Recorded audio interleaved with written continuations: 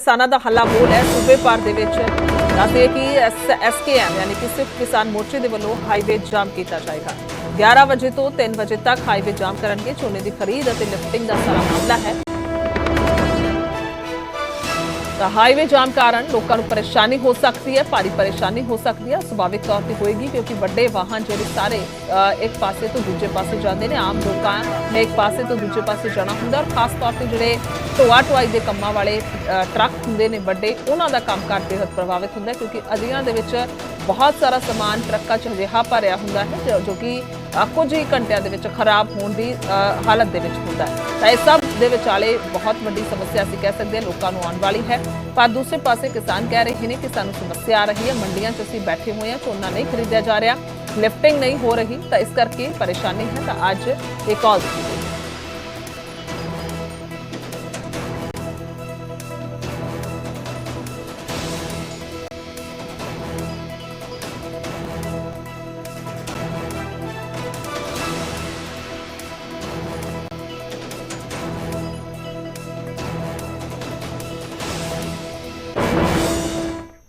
आगे बढ़ांगे तो जिमनी चोणां दी अज नॉमीनेशन का आखिरी दिन है। अज वड्डी गिनती दे विच कागज भरे जाणगे। डेरा बाबा नानक तो कांग्रेस उम्मीदवार ने जतिंदर कौर रंधावा जिन्हां दे वल्लों परचा भरिया जाएगा और बरनाला तो आम आदमी पार्टी के उम्मीदवार हरिंदर काली का नामजदगी भरनगे।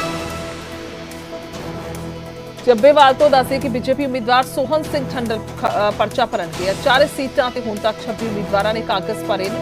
तो कुल मिला के 4 सीटां ते जिम्मे चोण होण जा रही है और 3 पार्टियां जिहड़ियां ने चोण लड़ रही ने। शोभनी अकाली दल दे वल्लों चोण नहीं लड़ी जा रही। तो अजिहे दे विच सोहन सिंह ठंडल जिहड़े हाल ही दे विच बीते दिन ही बीजेपी च शामिल होए ने, तो उन्हां दे वल्लों भी अज परचा भरिया जाएगा।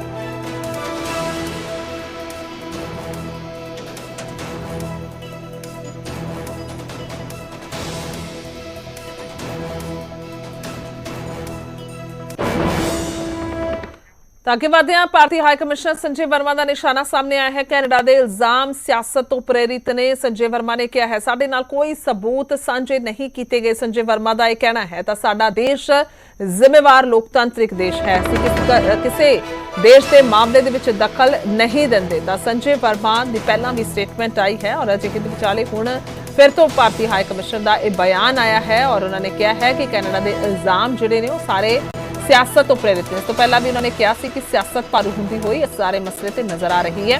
साडे नाल उन्होंने कहा कि कोई सबूत साझे नहीं किए गए। साडा देश जिम्मेवार लोकतांत्रिक देश है, असीं किसी देश के मामले च दखल नहीं देंदे। तो कुल मिला के भारतीय हाई कमिश्नर के वल्लों पहला भी यह कहा गया कि सारा मामला सियासत के अधीन चल रहा है। अजिहा कोई ठोस सबूत कैनेडा के कोल नहीं है जिसके आधार पर उन्होंने वल्लों इस किस्म के वड्डे इल्जाम लगाए जाए।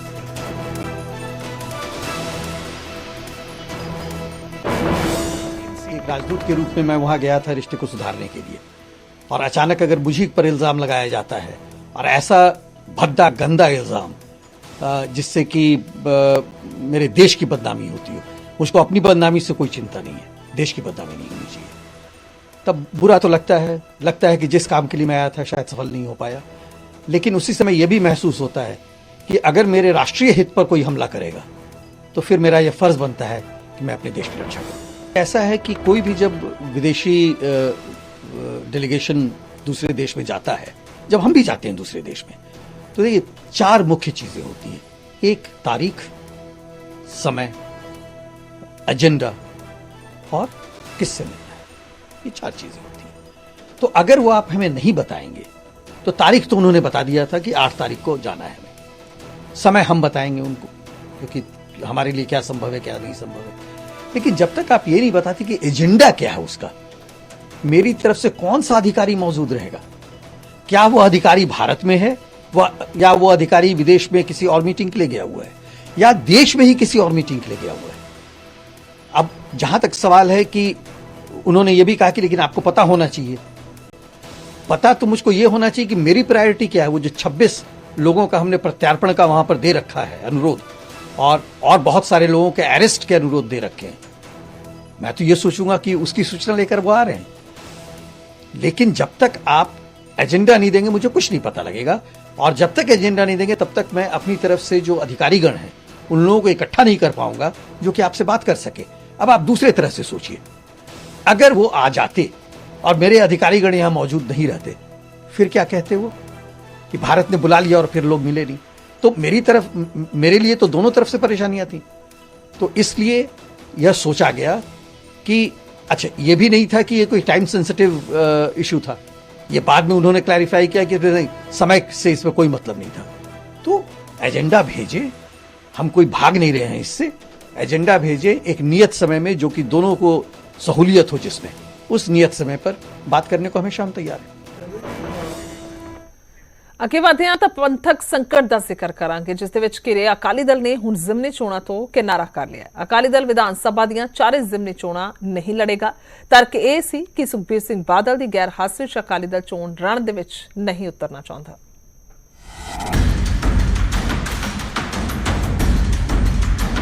ਜ਼ਿਮਨੀ ਚੋਣਾਂ ਨੂੰ ਲੈ ਕੇ ਅਕਾਲੀ ਦਲ ਨੇ ਆਖਰਕਾਰ ਵੱਡਾ ਫੈਸਲਾ ਲੈ ਹੀ ਲਿਆ ਤੇ ਚੋਣਾਂ ਨਾ ਲੜਨ ਦਾ ਐਲਾਨ ਕਰ ਦਿੱਤਾ ਹੈ। ਚੰਡੀਗੜ੍ਹ 'ਚ ਵਰਕਿੰਗ ਕਮੇਟੀ ਦੀ ਬੈਠਕ 'ਚ ਵੱਡੇ ਮੰਥਨ ਤੋਂ ਬਾਅਦ ਜ਼ਿਮਨੀ ਚੋਣਾਂ ਨਾ ਲੜਨ ਦਾ ਫੈਸਲਾ ਹੋਇਆ। ਵਜ੍ਹਾ ਇਹ ਦੱਸੀ ਗਈ ਕਿ ਜਰਨੈਲ ਬਿਨਾਂ ਜੰਗ ਨਹੀਂ ਲੜੀ ਜਾਂਦੀ। ਅਕਾਲ ਤਖਤ ਸਾਹਿਬ ਵੱਲੋਂ ਪਾਰਟੀ ਪ੍ਰਧਾਨ ਸੁਖਬੀਰ ਬਾਦਲ ਦੇ ਚੋਣ ਲੜਨ ਤੇ ਪਾਬੰਦੀ ਸੀ, ਪਰ ਪੂਰੇ ਅਕਾਲੀ ਦਲ ਨੇ ਹੀ ਚੋਣਾਂ ਤੋਂ ਦੂਰ ਰਹਿਣ ਦਾ ਐਲਾਨ ਕਰ ਦਿੱਤਾ। ਸਾਰਿਆਂ ਨੇ ਸਰਬਸੰਮਤੀ ਦੇ ਨਾਲ ਜਿਹੜਾ ਮਤਾ ਪਾਸ ਕੀਤਾ ਤੇ ਅਸੀਂ ਫੈਸਲਾ ਲਿਆ ਕਿ ਸ਼੍ਰੋਮਣੀ ਅਕਾਲੀ ਦਲ ਜਿਹੜਾ ਵਡੇਰੇ ਪੰਥਕ ਹਿੱਤਾਂ ਨੂੰ ਮੁੱਖ ਰੱਖਦਿਆਂ ਹੋਇਆ ਔਰ ਪੰਥਕ ਜਿਹੜੀਆਂ ਸਾਡੀਆਂ ਸੰਸਥਾਵਾਂ ਨੇ ਉਹਦੀ ਮਾਨ ਮਰਿਆਦਾ ਨੂੰ ਕਾਇਮ ਰੱਖਦਿਆਂ ਹੋਇਆ ਅਸੀਂ ਇਹਨਾਂ ਚੋਣਾਂ ਜਿਹੜੀਆਂ 4 ਜ਼ਿਮਨੀ ਚੋਣਾਂ ਇਹਦੇ ਵਿੱਚ ਆਪਣੇ ਆਪ ਨੂੰ ਚੋਣਾਂ ਤੋਂ ਬਾਹਰ ਰੱਖਣ। ਕੁਦਰਤੀ ਗੱਲ ਹੈ, ਜਦੋਂ ਇਲੈਕਸ਼ਨ ਨਹੀਂ ਲੜਦੀ ਪਾਰਟੀ ਕੁਝ ਨੁਕਸਾਨ ਹੁੰਦਾ, ਪਰ ਸਾਡੇ ਵਾਸਤੇ ਉਹ ਨੁਕਸਾਨ ਅਸੀਂ ਅਕਾਲ ਪੁਰਖ ਦੀ ਰਜ਼ਾ ਵਿੱਚ ਰਹਿੰਦੇ ਹੋਏ ਉਹ ਚੱਲਾਂਗੇ, ਪਰ ਅਸੀਂ ਜਿਹੜਾ ਉਹ ਹੁਕਮ ਤੋਂ ਬਾਹਰ ਨਹੀਂ ਜਾ ਸਕਦੇ। ਅਕਾਲੀ ਦਲ ਦੇ ਇਸ ਫੈਸਲੇ ਦੇ ਵਿਚਾਲੇ ਸ਼੍ਰੀ ਅਕਾਲ ਤਖਤ ਸਾਹਿਬ ਦੇ ਜਥੇਦਾਰ ਦਾ ਵੀ ਬਿਆਨ ਸਾਹਮਣੇ ਆਇਆ। ਜਥੇਦਾਰ ਨੇ ਸਪਸ਼ਟ ਕੀਤਾ ਕਿ ਅਕਾਲ ਤਖਤ ਸਾਹਿਬ ਦਾ ਫੈਸਲਾ ਸਿਰਫ ਸੁਖਬੀਰ ਸਿੰਘ ਬਾਦਲ ਤੇ ਲਾਗੂ ਹੁੰਦਾ ਹੈ, ਪੂਰੇ ਅਕਾਲੀ ਦਲ ਤੇ ਨਹੀਂ। ਸ਼੍ਰੋਮਣੀ ਅਕਾਲੀ ਦਲ ਵੀ ਇਹਨਾਂ ਚੋਣਾਂ ਵਿੱਚ ਹਿੱਸਾ ਲੈ ਸਕਦਾ ਹੈ, ਉਹ ਚੋਣਾਂ ਲੜ ਸਕਦਾ ਹੈ। ਅਕਾਲੀ ਦਲ ਦੇ ਉੱਤੇ ਚੋਣਾਂ ਲੜਨ ਉੱਤੇ ਕੋਈ ਪਾਬੰਦੀ ਕਿਸੇ ਪ੍ਰਕਾਰ ਦੀ ਨਹੀਂ ਹੈ। ਕੇਵਲ ਪ੍ਰਧਾਨ ਸ਼੍ਰੋਮਣੀ ਅਕਾਲੀ ਦਲ ਦਾ ਮਾਮਲਾ ਸ਼੍ਰੀ ਅਕਾਲ ਤਖਤ ਸਾਹਿਬ ਜੀ ਦੇ ਪਰੰਪਰਾ ਅਤੇ ਮਰਿਆਦਾ ਅਨੁਸਾਰ ਹੋਣ ਕਰਕੇ ਉਹਨਾਂ ਨੂੰ ਚੋਣ ਲੜਨ ਦੀ ਆਗਿਆ ਨਹੀਂ ਦਿੱਤੀ ਜਾ ਸਕਦੀ, ਪਰ ਬਾਕੀ ਦੀ ਸਾਰੀ ਪਾਰਟੀ ਇਹ ਵਿਧਾਨ ਸਭਾ ਚੋਣਾਂ ਦੇ ਵਿੱਚ ਹਿੱਸਾ ਲੈ ਸਕਦੀ ਹੈ। ਕਿਸੇ ਪ੍ਰਕਾਰ ਦੀ ਵੀ ਪਾਰਟੀ ਦੇ ਚੋਣਾਂ ਲੜਨ ਉੱਤੇ ਕੋਈ ਪਾਬੰਦੀ ਨਹੀਂ ਹੈ। ਅਕਾਲੀ ਦਲ ਨੇ ਇਹ ਵੀ ਤਰਕ ਦਿੱਤਾ ਹੈ ਕਿ ਜਿਸ ਗੱਲ ਲਈ ਸੁਖਬੀਰ ਸਿੰਘ ਬਾਦਲ ਨੂੰ ਤਨਖਾਹੀਆ ਕਰਾਰ ਦਿੱਤਾ ਗਿਆ, ਉਹ ਫੈਸਲੇ ਸਿਰਫ ਸੁਖਬੀਰ ਬਾਦਲ ਦੇ ਨਹੀਂ ਸਨ, ਉਹ ਪੂਰੀ ਕੈਬਨਿਟ ਤੇ ਅਕਾਲੀ ਦਲ ਦੇ ਸਨ।